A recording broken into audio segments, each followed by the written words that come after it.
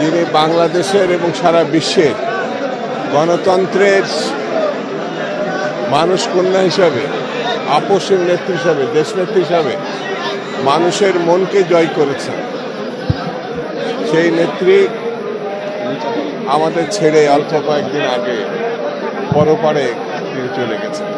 আমি তার রুহের মাগফিরাত কামনা করছি, আল্লাহ যেন তাকে বেশ নসিব করে।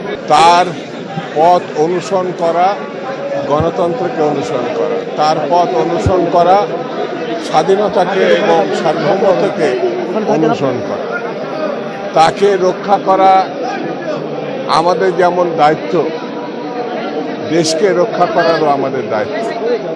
ইদানিং নানান জায়গায় যেভাবে বিশৃঙ্খলা সৃষ্টি করার চেষ্টা করা হচ্ছে, নির্বাচন খুব অল্প দিনের মধ্যে, সেই জন্য আমাদেরকে ঐক্যবদ্ধ থাকতে হবে যাতে শান্তিপূর্ণভাবে একটি নির্বাচন অনুষ্ঠিত হয় এবং গণতন্ত্রের উত্তরণের পথকে সুগম হয়।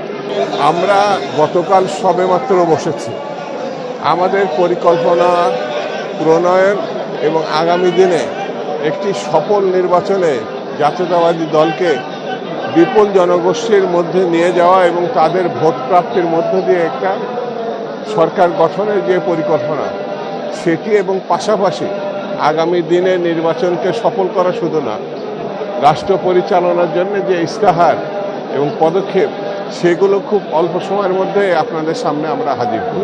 এখন আমি কোনো বাধা দেখছি না, এই কারণে দেশনেত্রী 17-18 বছর ধরে যে লড়াই করেছেন এ দেশের মানুষকে নিয়ে, সেই লড়াইটা মুখ্যত ছিল একটি ভালো নির্বাচনের এবং গণতন্ত্র উত্তরণের জন্য।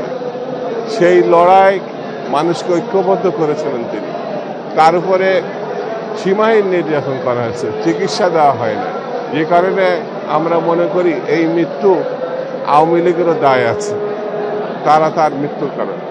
এখন নির্বাচনে সামনে যদি জনগণ ঐক্যবদ্ধ থাকে, কোনো বাধা হিসাবে আসবে না।